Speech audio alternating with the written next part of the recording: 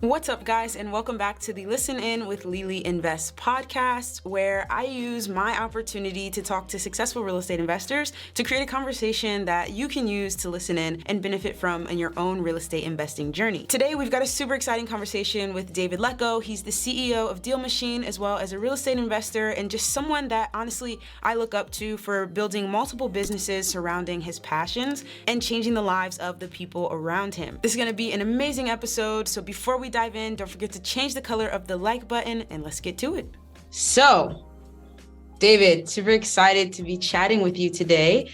I hear you just moved to a new apartment. I know you've got a crazy software company. Can you just give us a little bit of idea with what does a day in the life of you as a real estate investor, business owner look like?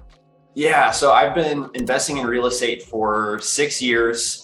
A little bit more than that. And then I started DealMachine right whenever I was getting started with real estate investing. And 5-6 years in, what I've really been doing this summer is kind of living life how I want to. And I moved from Indianapolis, where I built my company and my rental portfolio, to Austin, Texas earlier this year. And that's just a first step in saying, hey, I started this business to have freedom. But why am I still in Indianapolis if I want to go live somewhere else? And so I pulled the trigger and did that and put my house up for sale in Indianapolis. And that's been a ton of fun. And the rest of the time in Austin, I've been making a ton of friends. I joined a sand volleyball league. I'm hosting a cocktail party. I just read this book on the 2-hour cocktail party, how to build big relationships with small gatherings. I just hosted our first DealMachine Academy, which was 15 investors that came to our headquarters and spent 2 days together just fixing problems in their business and having some pretty epic dinners. So in short, I'm really focused on relationships and communities personally and on the business side. I love that. I love that. Real quick, guys, before we get to the rest of the episode, I want to give a huge thank you to David and DealMachine for sponsoring this episode. I have worked with DealMachine for more than 2 years now, and I found multiple amazing properties using their Driving for Dollars features, as well as sent out direct mail right from their app. David was kind enough to give us a special link for you guys so you can try out DealMachine, get some Driving for Dollars credits, as well as send out some direct mail. Just check out the link in the first comment, and shout out to David and DealMachine. I have a bunch of questions there. First, I'll say no offense to people living in Indianapolis. He's like, oh, why am I still in Indianapolis? I gotta get out of here. But okay, dope. So just for people who maybe don't know, DealMachine, what is that?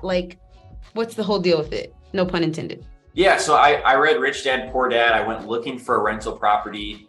The real estate meetups in Indianapolis told me I should drive for dollars. And there wasn't a tool that was really great for that. So I built DealMachine, and then it's expanded today to do a lot of things like MLS comps, to do direct mail, and to do different lists, lead list pulling in a mobile app. So that's what DealMachine is. It helps real estate investors find those rundown houses.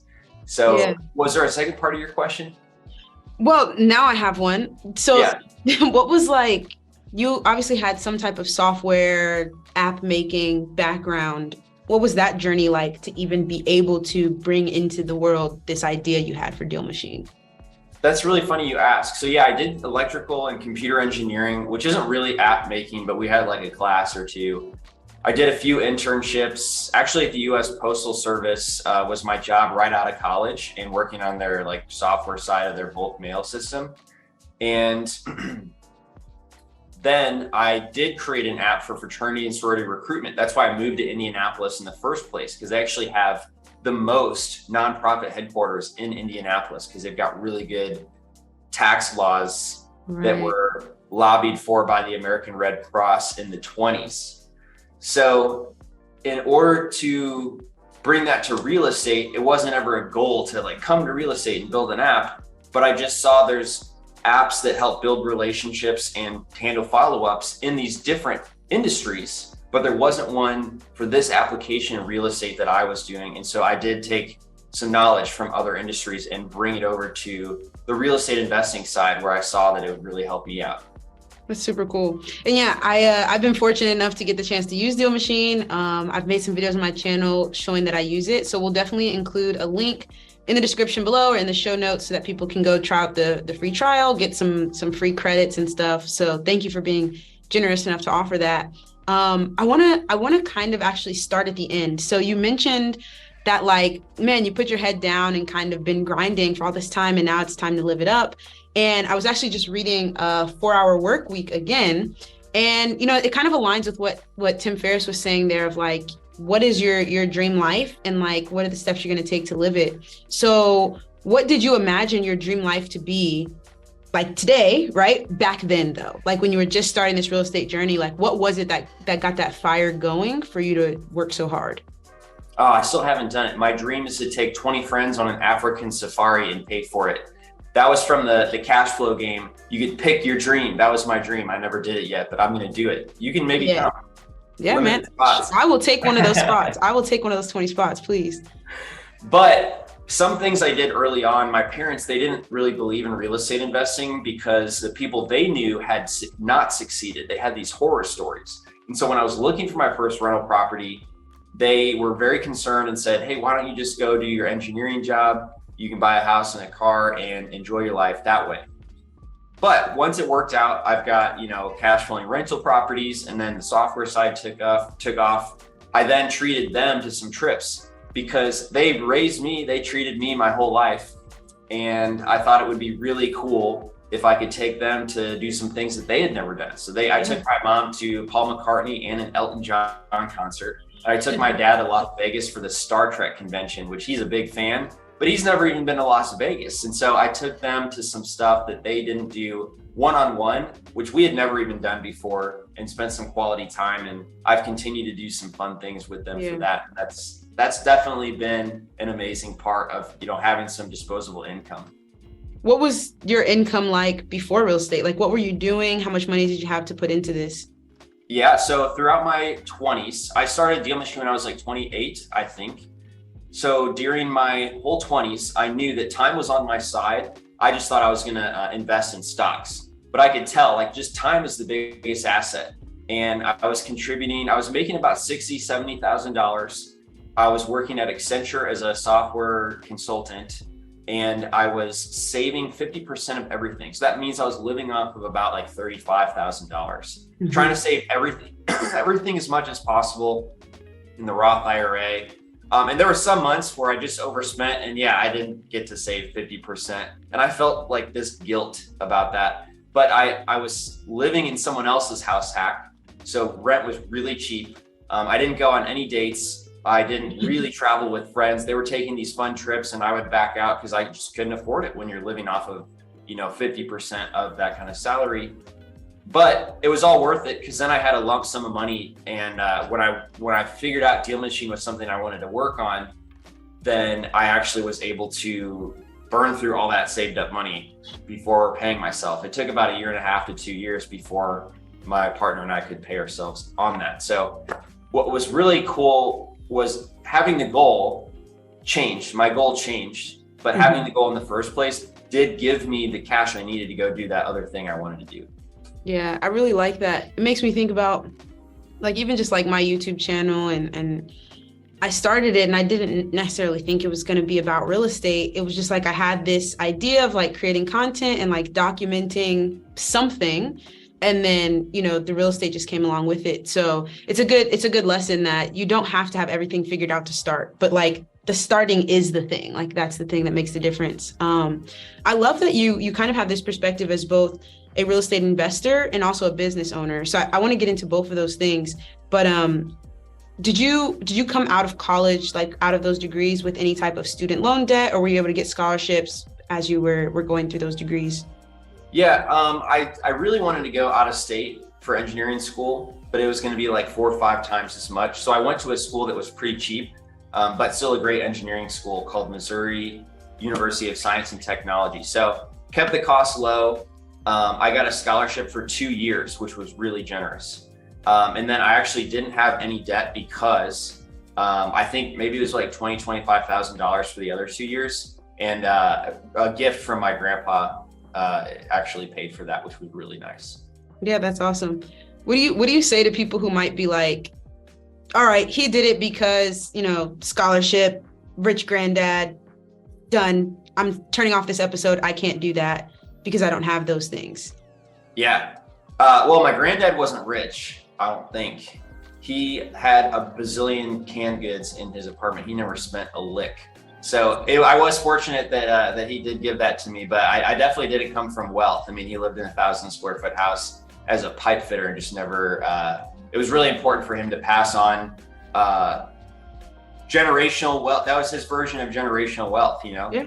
And I think a lot of people listening to that could resonate with wanting to do that for their kids or their grandkids. But definitely didn't want to give the impression that I have a silver spoon.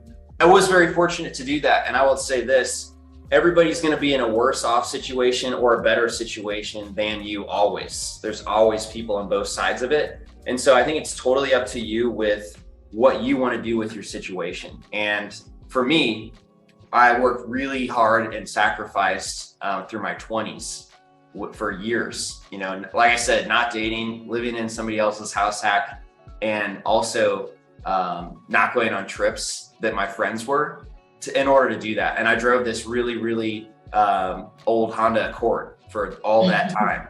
So yeah, there's people who had better off than me. There's definitely people who are coming from less than situations, but I would encourage you to just figure out what you can control and control the controllables and move forward with what you're really excited and passionate about doing.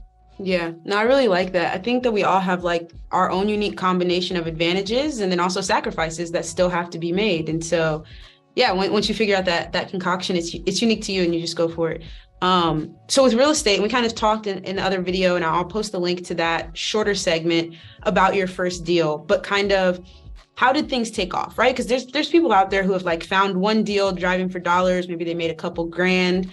But how did you go from like one deal to like, okay, I am now a real estate investor?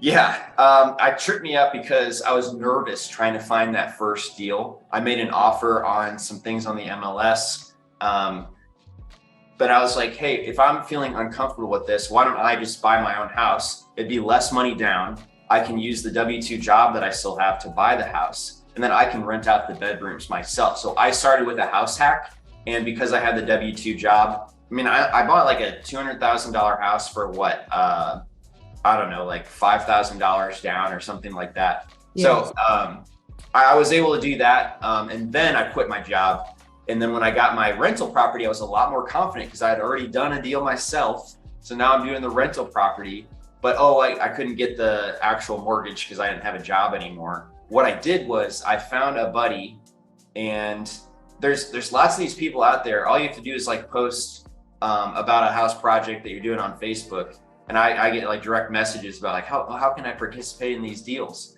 So anyway, I found a buddy that had a W-2 job that wanted to get into rental properties, but he lived in Chicago.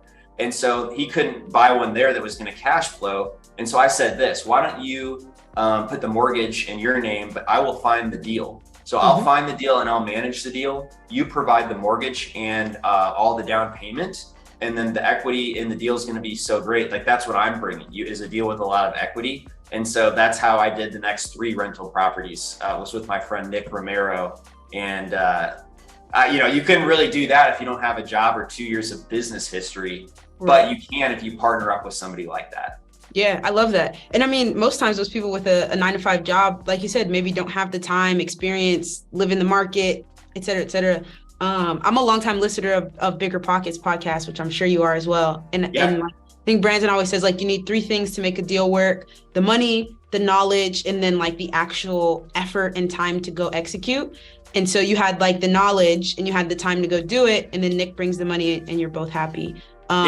So I really like that. Going back to that house hack, that's exactly how I did it, right? Like my first deal was a duplex and house hack it with a low down payment. Do you still feel like that is a reasonable strategy? Like, what do you see in the market, especially with interest rates going up? Maybe people feeling like, man, I'm not going to be able to, 1, find a multifamily property, and 2, afford it at a level that will cash flow as a house hack. Got it. So yeah, if you can't find, I did want to look for a multifamily property that actually had 4 units and a 4-plex, but I didn't end up finding one because the ones that were for sale, I felt like were too expensive. And Same. So I wanted a 4-plex too. That's like the house hack dream, right? And now I think, the mortgage is going to be more expensive now with the interest rates at 6 and 7%. So let's say you can't really find a great deal that you'd want to house hack. Then I think that the real estate strategy that makes sense is to wholesale. So yes, I ended up doing my own first deal because I was nervous what to say when I hadn't done a deal before. But there's tons and tons of people that use DealMachine that do their very first deal, and their very first real estate deal is a wholesale deal. That's the strategy that can actually give you a lot of cash. And then of course, if you can't find a buyer for it, there's the creative finance side that you could use if you can't find a deal that's like priced low enough. But I'm really, what would you say to somebody who's brand new that didn't have the cash or couldn't find a multifamily property to house hack? Yeah, I think part of it is like, yes, we all want that fourplex, right? Like that's the house hacking dream. I wasn't able to get it. Sounds like you weren't able to get it, but like you can house hack a triplex, a duplex. You can house hack a single family house, whether it has a basement, a mother-in-law suite, or even just a 4-bedroom house, and you take the master suite and however you want to make it work. So I think like not only going for that ideal, like, yes, we love the ideal, but get into it, get your first deal. And then also something that you made me think of is like creative financing. It's something I'm going to be exploring a little more is like, can you find a owner finance deal that you can house hack, right? And then you don't have to necessarily go with the bank's 6-7% interest rate, 2 years of job history, et cetera, et cetera. I got the chance to kind of talk with Pace Morby the other day about creative financing. And I think that that's going to be a strategy that as traditional financing gets more difficult with the interest rates, like if you have that skill to go creative, you're going to be able to find really good deals. I agree. Also, my personal house actually has an assumable mortgage. So I'm talking with a seller who wants to buy my house now that actually is going to be taking over my loan. And there is, in different data sets, including in DealMachine, like you can filter leads by people who have assumable mortgages that maybe have owned it for 30, 40 years. So that would be something to ask, at least if you're talking with the seller and you maybe want to inherit that loan. Yeah, that's a really good point. Did you do anything special to get an assumable mortgage? Are most mortgages assumable? Like, how does that work? Yeah, I wouldn't say that most are assumable. I would say if there's a loan that was held on the bank's books rather than sold off to a third party, it's more than likely assumable. And that was definitely my case. I did my loan with like a local bank. They kept it on their books, and I just called and asked if it was, and they sent me a form that says, this is what you do. You fill in the form and we'll evaluate the other party, and then they can take it over. So like when you're on DealMachine and whether you're just pulling data or you're driving for dollars, looking for a loan that's assumable is an option. It is an option, yes. Okay, I didn't know that. Yeah, it's brand new. It just came out a couple weeks ago. Okay, very cool. So like what case study would you recommend for like a beginner? Like, okay, I don't have 2 years of job history. I don't have great credit. I don't want to deal with super high interest rates, but I want to find a deal either to live in and house hack or to wholesale. And so I'm going to try to go this assumable mortgage route. Like what do they do? Like they open up DealMachine and do what? Yeah, so one of my very favorite lists to start with is to go look at, open up your list builder or your driving for dollars map. They have the same filters. And I would do high equity. So they've got over 35% equity. And also they've been listed for over 30 days. And you could also add the third filter of assumable rate or assumable loan. So those 3 filters would give you probably a few hundred leads in any city that's over, 500,000. Love that. Awesome. Very cool. And what does your real estate investing look like now? You kind of started with house hacking, did some of those more traditional deals. Yeah. So I've always been a buy and hold guy because, I started off thinking that time was on your side. And I do believe that with rentals. I think that's how wealth's built. And I've had some nice appreciation as well as cash flow. That's been great over the last few years. Now, I haven't bought a rental in a couple of years because the software company really took off quickly and it was bewildering. But I really would like, whenever I sell my house in Indianapolis, to go buy 5 or 6 more rental properties that would rent probably in the $1,200 to $2,000 a month range. Because now in Austin, downtown, it is like way cheaper to rent than it is to buy a place. So there's a few cities like that. That's definitely my case. This is where I want to live. And the mortgage payment is more than what I actually pay for rent. It's kind of crazy. Wow. Yeah, that is. It's usually the other way around, but a good chance for you to get the rentals because they'll be in higher demand. I'm still going to do the rentals in Indianapolis because that's the cash flow market that I know and that I would definitely want a cash flowing rental. Yeah. Okay. So that reminds me of what I was going to say. So during that big video that we did, I was talking to Jerry Norton, and he kind of was presenting a little bit of maybe like a controversial opinion in that like wholesaling, let's call that like freshman year of high school. And these are Jerry's words. I'm not stealing them, right? This isn't my idea, guys. Like freshman year of high school is wholesaling as like a lower risk way to get in, get something without necessarily like owning the property. And then most people go to like doing rentals as like the second step, maybe burring them or whatnot. And then house flipping as like, now you're like a junior or senior in high school, a little bit more experienced. And Jerry's perspective was that like, yes, cash flow is important. Let's say you're cash flowing $200 a month, but like a water heater breaks, that's a couple grand. And now you're like in a pinch for money. And so he was actually putting house flipping as like the step before getting rentals, because house flipping can like put more cash in your pocket and like build up those reserves so that when you do get your rentals and something goes wrong, you're not just dependent on cash flow. Like, yeah, what's your perspective there? Don't forget, senior year is actually development and multifamily. But I was going to say senior year is just being the bank, just like doing hard money loans. Right. Yeah, I think that's a really good point. Whenever you've got a cash flow, if it's only $200 a month, yeah, I mean, random expense is definitely going to cut that out. And then you're not going to have enough cash to fix something that's more expensive. And you definitely don't want your rental properties to stress you out, because then you become a distressed landlord. And then people will buy your property. People start calling you, yeah. That's right. Yeah, so I totally agree with that. I skipped, a lot of my rentals were actually like fixed first because I did the BRRRR method. So I think the difference there was that I had a friend with cash.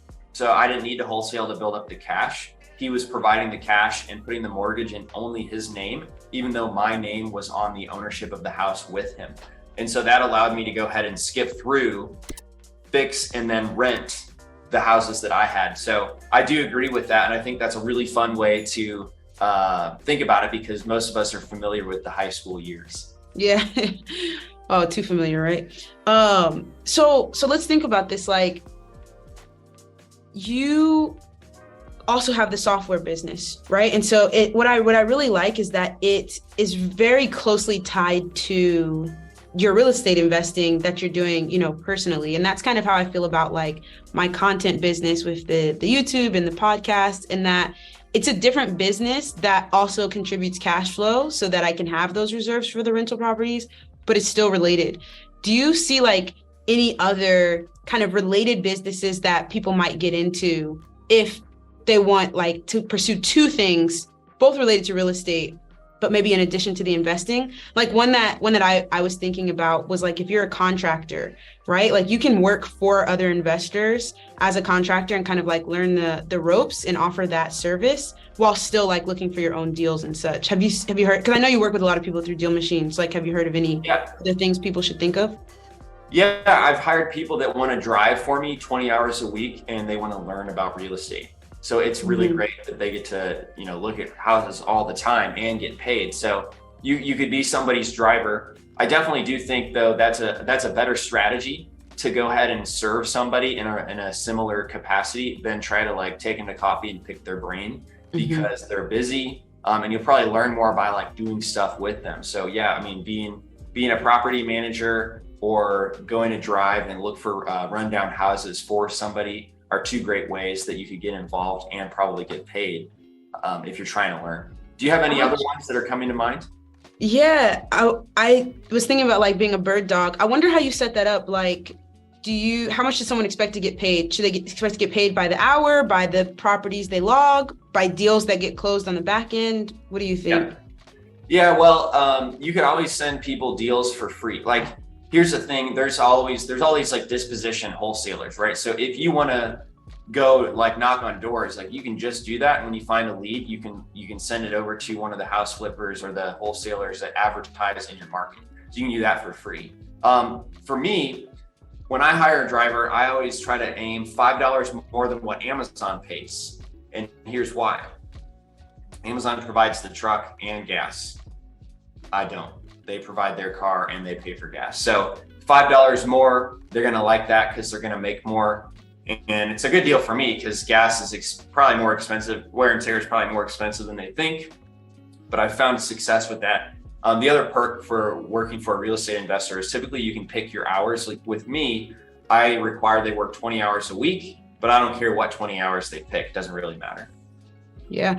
And you say $5 more than Amazon. That's like per hour for those 20 hours. So in Indianapolis, that's like 20 bucks an hour. Amazon has jobs posted for 15 an hour for a driver. Gotcha. Yeah. And then if they log any properties that you do find, do you pay them on the back end or you just pay the upfront for the leads? I don't pay them on the back end because I want my drivers to stick around. And I found that people prefer like income because they need to pay their bills now and they don't know how long it's going to take you to close that deal. Yeah. So if you're going to train them up, takes you 3 months to close the deal, they're gone because they have to pay their bills. So they're doing something else by the time that rolls around. So, and it's always less expensive to go ahead and just pay them hourly. As long as they're adding the right types of properties and the right number of properties, it's cheaper if you just pay them hourly instead of like $1,000 or $2,000 when the deal closes. It's really cheaper if you pay them by the hour. What do you aim for in terms of like, what does that mean? The right type of property and the right number of properties? What do you expect?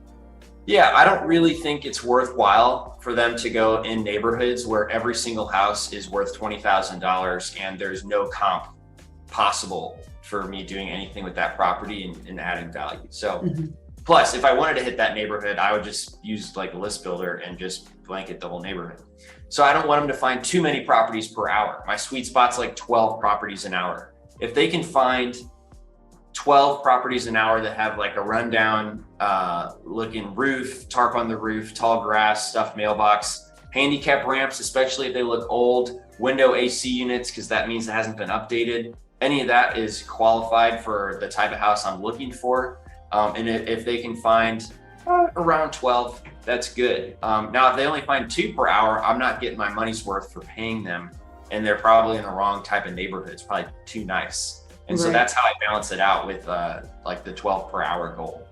That's really good. I like that. And you mentioned like, when do you decide to drive for dollars as a strategy versus just pulling a list as a strategy?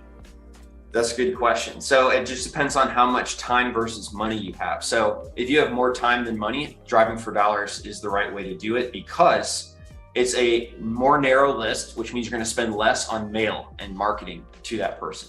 Now, if you've got more money than time, then I would just pick a list and then I would just send mail to all of it. It's going to require more mail to get a deal from a list that you pull because it's like an easier list to get. But that's going to be the trade-off is how much time versus money do you have? Do you want to contribute? Okay. I really like that. Thank you. Let's kind of talk a little bit about being a business owner. So I feel like entrepreneurial people who are interested in real estate are generally not just interested in real estate. There's like some side hustle or some business idea. What's like your business philosophy for being a business owner? Stay focused. I feel that it's very distracting and easy to get shiny object syndrome within the business and then in like starting other businesses because I just like business. And so that's why I kind of stopped buying rentals and focused on the software company. And I didn't start multiple software companies. You know, I don't have like a VA company as well. But it's just the focus of the company that I have now, I think will give me extraordinary results compared to being a serial entrepreneur and doing a bunch of stuff. So I know that works for other people, but for me, I think that the staying focused is kind of my secret ingredient. What's the team look like at DealMachine? Like how many people work there? We have 38 people that work at DealMachine. Wow. Yeah.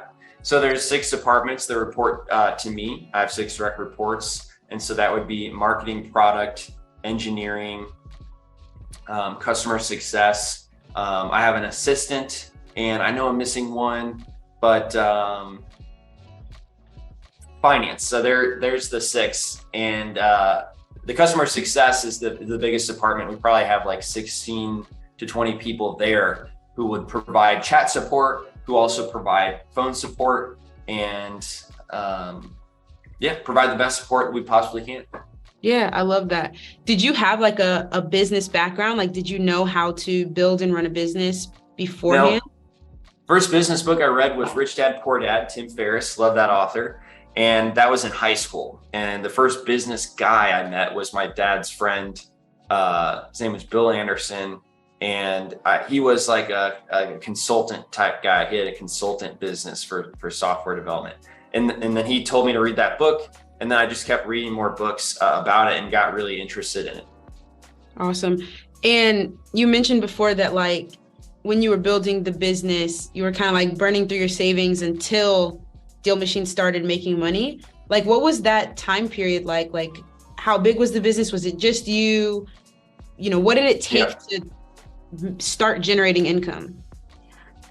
My business, so I started it on my own for like 9 months because it wasn't meant to be an actual business. It was just like, hey, I'm trying to look for a rental property. This tool doesn't exist. Let me like whip something up to put on my own phone. And then some friends wanted to use it. So I did 9 months on my own. And then I was like, oh, people want to use it. So then probably another year that my friend came on, made him a 50% partner, and he's a better developer. So he made the app better. And so combined, we probably each had a year and a half without pay. And then we were able to pay ourselves like a very modest amount at the year and a half mark, which was like $3,000 each. So I was burning through cash I had saved. He actually, his wife worked at the time. And so she was able to help support him. And he also did a few side consulting projects. So that was how long it took and how we did it. You seem like a partner guy, right? Like, you got a partner on the real estate investing side, you got a partner on the business side. What do you say to people who are like, don't get a partner, keep all the equity for yourself? Your vision's going to have to change if you get a partner. Yeah. I mean, I've never done a syndicated deal because I don't know. I just, I haven't gone down that rabbit. For the partnership on the software side, I knew that I had a really long history with my friend Dave. We've worked on projects together since middle school. So I know that we work well together. I also know he's a better software developer than me. And I also know I like talking to people more than he feels comfortable with sometimes. So we had skill sets that counterbalance each other. And we also had a long working history together, which gave me the confidence that that was the right partnership. And then we made it official as soon as possible. You want to figure out who owns what of the business and be really clear on that when you're at your best, not when you're at your worst, when things aren't going well, or when it gets really big and now you're greedy. So we did that. And then with the rental properties, fortunately, this was somebody I also knew for several years. We didn't really work together on stuff, but we did have a history, and I felt like I knew him fairly well. And so I think my advice for somebody who's seeking a partnership is find somebody that you actually know, if possible, so that you're kind of like, you've dated before you got married. It is, I would say it would be kind of like a partnership is getting married. I think that's a good idea. But people are successful with partners they just met, or, just met at like a business meetup that's intending to match people in partnership. So I would just say, try to find somebody you know, but definitely write it down. Write down, even if it's on a napkin or like a simple Google Doc, because that will provide clarity, and you want to do that up front. Yeah. For your rental properties, when he was bringing the money and kind of you were finding and managing the deals, was that like, hey, we're going to sell this one day and split it 50-50? We'll split all of the cash flow. How did that work? Yeah. So we actually have a joint bank account, and we own the property 50% each. And if he really wanted to sell, I'd either probably buy him out or have to sell it. But we both were of the mindset, and this can always change, right? Life changes situations.